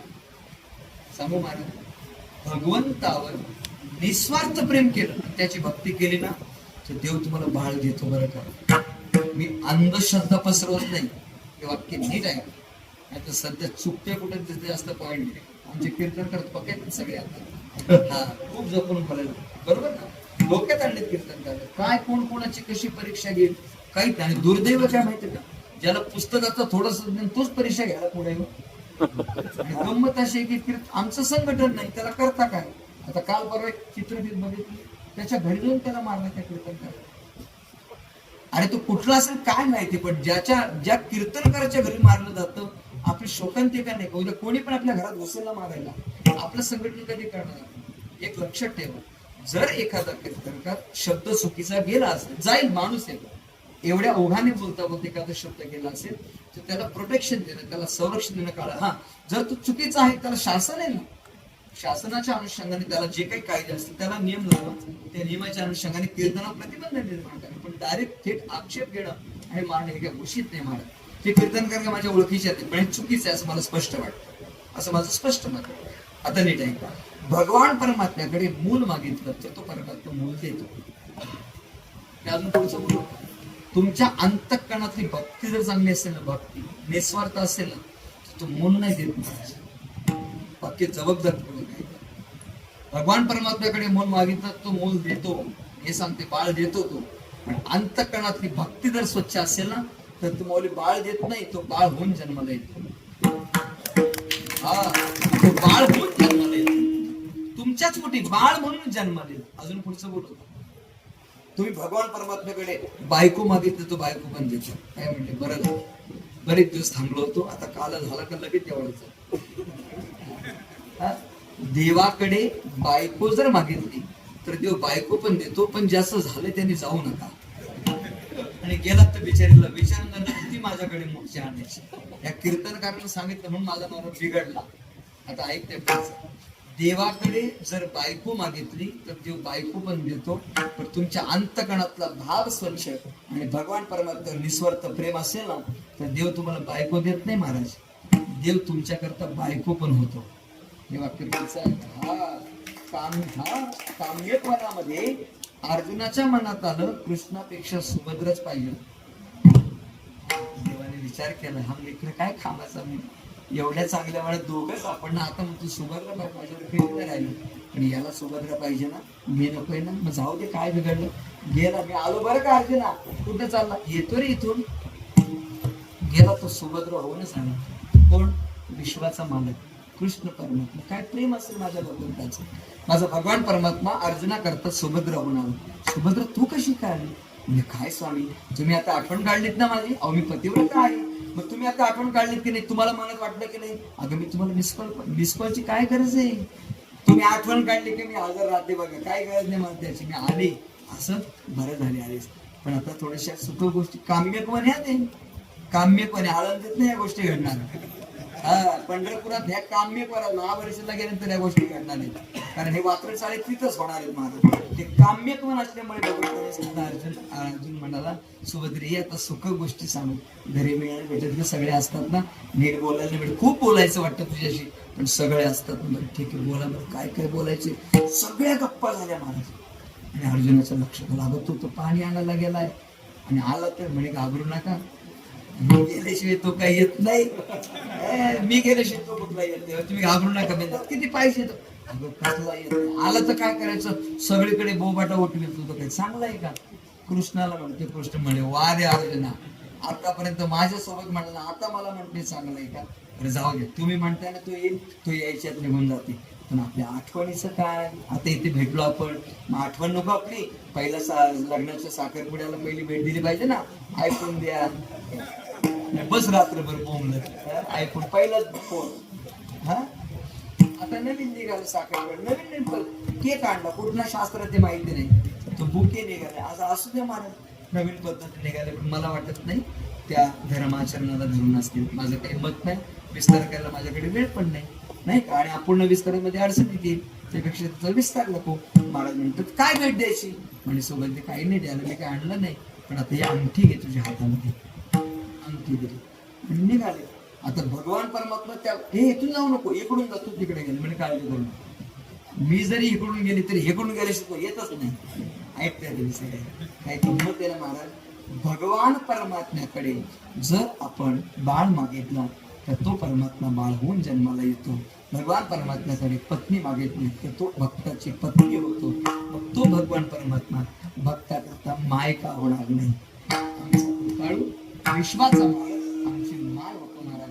पण तो आपण त्याने आपली माय व्हावं असं वाटत असेल तर आपण त्याचं लेकरू झालं पाहिजे.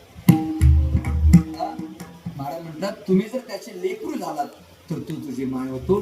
असा जगत नेत्या तू कोण आहेस? विठ्ठले कृपाळे होशी माय, पडिला विसर माझा काय गुणी, कपाळ हे कुणी काय करू.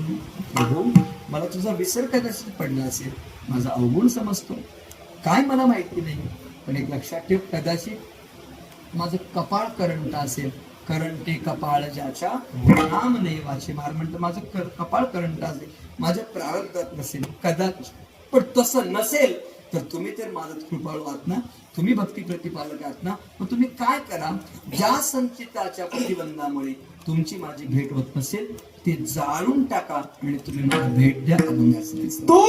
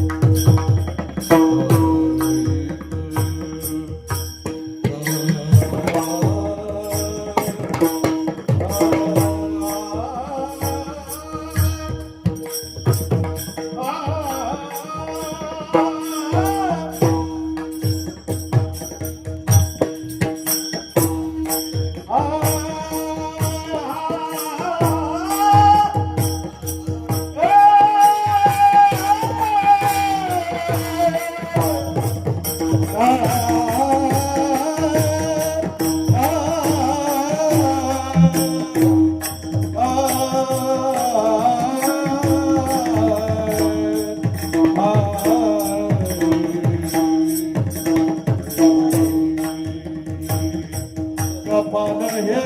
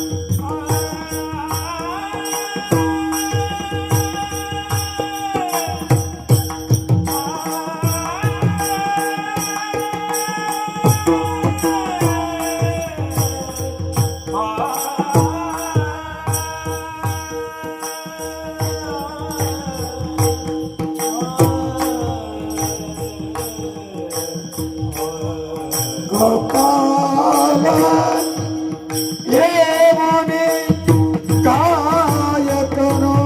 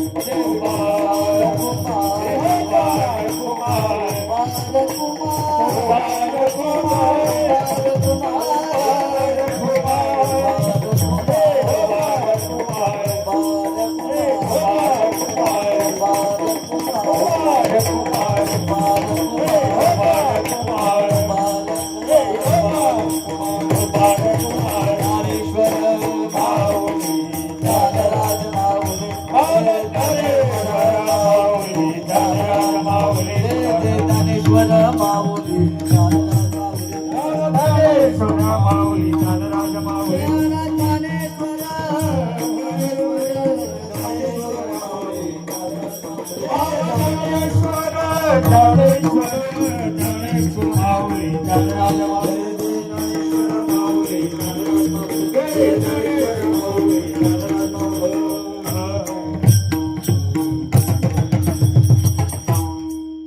म्हणे माझे जाळोनी संचित करी वो उचित भेट दे पडला विसर माझा काय गुणी काळ हे उणे काय करू. जगद्गुरु तुकोबाराया भगवान परमात्म्याच्याकडे अर्थात भगवान परमात्म्याकडे आपल्या अंतकरणातील याचना त्याच्या भेटी करता अंतकरणाला प्राप्त झालेली अवस्था आणि जो प्रतिबंध आहे त्या प्रतिबंधाचा बाध व्हावा, नाश व्हावा याकरता त्याची स्तुती सुमन अर्थात विशेषण त्याची लक्षणं सांगून त्या भगवान परमात्म्याकडे याचना करतात. जर संचित हे त्याकरता प्रतिबंध असेल तर महाराज तुकोबारे म्हणतात तुका म्हणे माझे जाळून संचित, हे संचित जाळून का आणि काय कर ते जाळून करी व उचित भेट दे. माझं उचित काय आहे अनुचित काय आहे हे तुलाच माहिती आणि त्यामुळे अंतकरणात अपेक्षा आहेत की साहेब फक्त भेट व्हावी.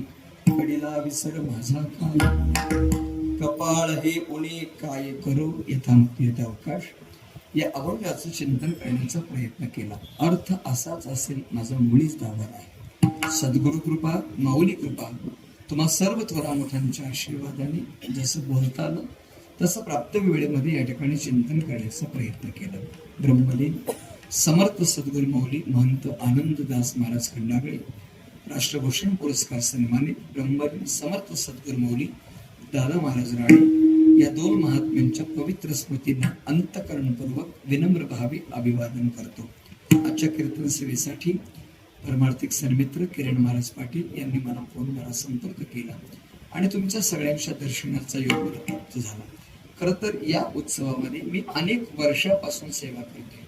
माऊलीच्या माध्यमातून इथे माझं पहिलं येणं झालं आणि आपल्या उत्सवामध्ये आपण सर्व ग्रामस्थांनी सर्व तरुणांनी आणि सगळ्याच आयोजकांनी माझं भरभरून प्रेम दिलं. तसं तर मला काही यावं किंवा येतं असं काही नाही, परंतु संतांची कृपा आणि ती कृपा प्राप्त झाल्या कारणामुळं तो संतांचा निरोप तुमच्यापर्यंत घेऊन येण्याचं काम मी करतो आणि तो निरोप घेण्यासाठी मला तुम्ही प्रतिवर्षी बोलवता. हे सर्व तुमचं ग्रामस्थांचं प्रेम आहे. किरण दादा आणि सर्व आयोजक मंडळींना अंतःकरणपूर्वक धन्यवाद व्यक्त करतो. आपल्या परिसरातील आणि आपल्या गावातील जे काही सद्गुणी गायक वादक मंडळी आहेत माझ्यापेक्षा वयानं ज्ञानाने मोठी आहेत आणि अशा सर्व मंडळींनी उदार अंतःकरणाने साथ केली त्याबद्दल त्यांनाही मी मनपूर्वक धन्यवाद देतो. आणि दोनही मृदंग वादक या दोघांनी अतिशय छान, मला वाटतं आपण भेटलो याच्या अगोदर नाही ना, काहीच्या आधी भेट झाली आपली नाही झाली ना, आजच भेट झाली जिथे अरे वा वा वा क्या बात आहे, छान. म्हणजे अतिशय चांगलं मृदंग. फक्त माझी आणि त्यांची मला वाटतं पहिलीच भेट आहे असं मला वाटतं, पण अतिशय उत्तम असं मृदंगाची साथ दोघांनी पण दोन्ही तसे बोलूच नाही का आणि अतिशय छान असं एक पकवायचं दुसऱ्या पकवायचं सहन नाही करत महाराज. कोणी एवढ्या लांबून आलेल्या मुलाला त्याला सांभाळून घेणं अभ्यास त्यांचा मोठा आहे, परंतु छानपैकी दोघांनी पकवाय साथ केली. त्यांना दोघांनी धन्यवाद देतो. विणेकरी बाबा उत्तम ध्वनिसंकलक कल्पेचे तर खूप छान आहे. त्यानंतर अक्षय देसाई आणि आपले ज्यांनी शूटिंग केलंय रेकॉर्डिंग केलं त्यांनाही धन्यवाद देतो. गावातील सर्व माता भगिनी मंडळी पुरुष मंडळी आपण सगळ्यांनी उशिरा आलेल्या महाराजाचं उशीर होईपर्यंत अतिशय शांतपणाने कीर्तन श्रवण केलं त्याबद्दल उपस्थित देवतुल्यश्रोत मायबा आपल्या सगळ्यांच्या चरणी विनम्र भावे प्रणिपात करतो. मित्र आदरणीय आपल्या परिसरातील पारमार्थिक वैभव आदरणीय श्री सुभाषजी महाराज धरणे, माझ्यावर अत्यंत प्रेम आहे महाराजांचं, जीवलग मैत्री आहे आमची आणि तद अनुषंगाने महाराजांनी मला मेसेज केला मी संध्याकाळी उपस्थित आहे म्हणलं याच्यापेक्षा वेगळा आनंद होतो काय. महाराज आजच्या कीर्तनासाठी आपण उपस्थित राहिला त्याबद्दल तुमचे आभार. आदरणीय वारकरी संप्रदायाचे आध्वर्यू कीर्तनकार प्रवचनकार आणि आपल्या परिसराचं गुरुतुल्य व्यक्तिमत्व एक महात्मा आदरणीय रामप्रसाद बाबा आदरणीय बाबा या ठिकाणी उपस्थित आहेत. बाबांनी माझी कीर्तन सेवा श्रवण करावी एवढा मी मोठा नाही, परंतु त्यांनी मला आशीर्वाद द्यावा यासाठी श्रद्धे बाबा या ठिकाणी उपस्थित राहिलेले आहेत. मी सगळ्यांच्या चरणी या ठिकाणी विनम्रतापूर्वक आणि विनयतापूर्वक दंडवत प्रणाम करतो. आपल्या गावातील सुरू असलेला परमार्थिक नंदादीप असाच अखंड तेवत राहावा अशी ईश्वरचरणी प्रार्थना करतो. जाता जाता मला तर तुम्ही भरभरून दिले, फक्त आता थोडीशी अपेक्षा की या 2 मुलांना असे शुभ आशीर्वाद द्या की वारकरी संप्रदायाचा वारसा त्यांच्या माध्यमातून पुढे सुरू राहावा. हा माझा मोठा मुलगा रघुवेद आता कम्प्युटर सायन्स सेकंड इयरला तो आहे. त्याचा परवा इतिहासाचा पेपर 10वीला आहे तो अथर्व. परंतु मला सांगितलं बाबा अभ्यास झालाय आणि आज सुट्टी आहे. धोतर लावायला गेला, म्हणतो बाबा धोतर लावायलाच विसरलोय. 2 महिने हात लावू दिला नाही. म्हटलं अभ्यास आहे की अभ्यास कर, हे तर आपल्याला आयुष्यभर करायचं आहे. परंतु आज म्हटलं चला काय जातो कुठे. हा त्यांची खूप इच्छा असते, अथर्वला घेऊन या, रुबेदला घेऊन या, खूप इच्छा असते. आणि आता हर्षण पण आहे समोर, त्यांचं नेहमी मला सांगणं. आणि बघा योगा कसं आहे, नेहमी सांगतात पण माझ्याकडून त्यांना आणणं होत नाही. आज बोललेच नाही तर ते आले. त्यांच्या भेटीसाठी प्रकाश दादा पण आहेत, चिरंजीव हर्षद पण आहे. आणि असं प्रेम आशीर्वाद यांना द्यावेत आणि यांचं परमार्थिक वाटचाल सुखकर व्हावी एवढीच अपेक्षा आपल्या सगळ्यांच्या चरणी करतो. आपला परमार्थिक नंदादीप असाच अखंड तेवत राहावा अशी ईश्वरची प्रार्थना करतो. समस्त ग्रामस्थ तरुण मंडळ या उत्सवासाठी तन मन धन शारीरिक जसं मिळेल तसे प्रयत्न करा आणि आनंदादीप अखंड तेवत ठेवा अशी माऊलीची प्रार्थना करून पुन्हा एकदा उशीर झाल्या त्याबद्दल करा क्षमा अपराध. महाराज तुम्ही सिद्ध विठ्ठल जय विठ्ठल जय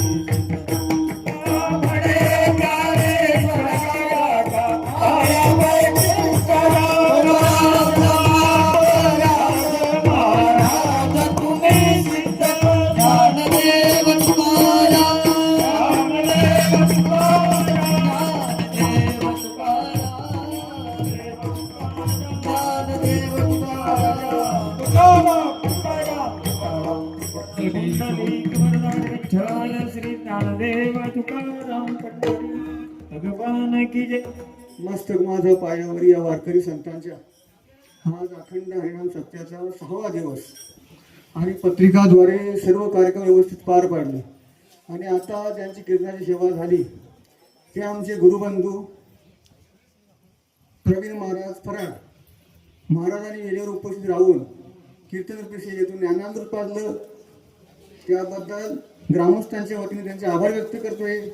महाराजांच्या बद्दल बोलायचं झालं त्यांचे साथ आणि मवाल मिथुने परी प्रसाद शब्द जैसे कल्लोळ अमृताचे. महाराज एकटेच आले नाहीत तर गणपती बाप्पा आणि कार्तिक स्वामी बरोबरच घेऊन आले. नाही तुम्ही ठरवलं.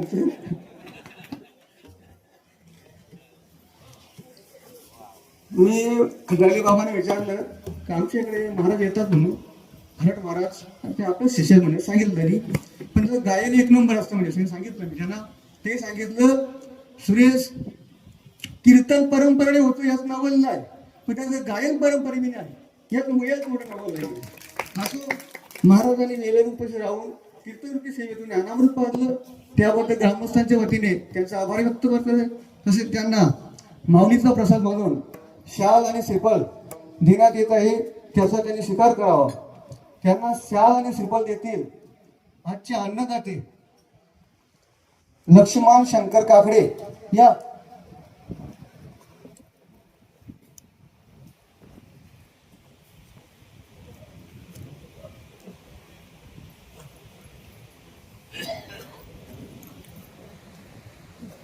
तसेच आजचे अन्नदाते पुंडलिक हरी विठ्ठल श्री ज्ञानदेव तुकाराम पंढरीनाथ भगवान की जय. माऊली ज्ञानेश्वर महाराज की जय. तसेच आजचे अन्नदाते लक्ष्मण शंकर काकडे यांना शाल देतील आणि श्रीफळ देतील आजचे कीर्तनकार फराट महाराज देतील शाल आणि श्रीफळ.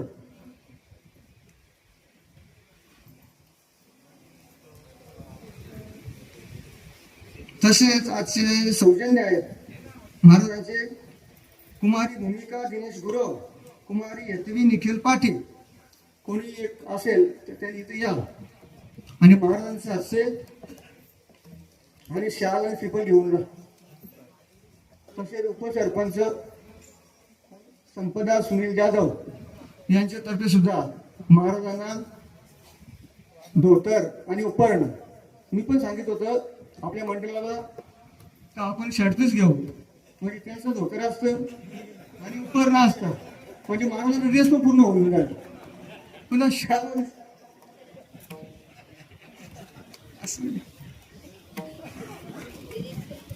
तसेच उद्याचे कार्यक्रम उद्या म्हणून मी येत नव्हतो. भगवान नामदेव पाटील यांच्या हस्ते आणि अभिषेक होईल. तसेच उद्याचे प्रवचन जर 4 ते 5 आलं तरी उद्या सावाची मंडळी 20, बरोबर आहे.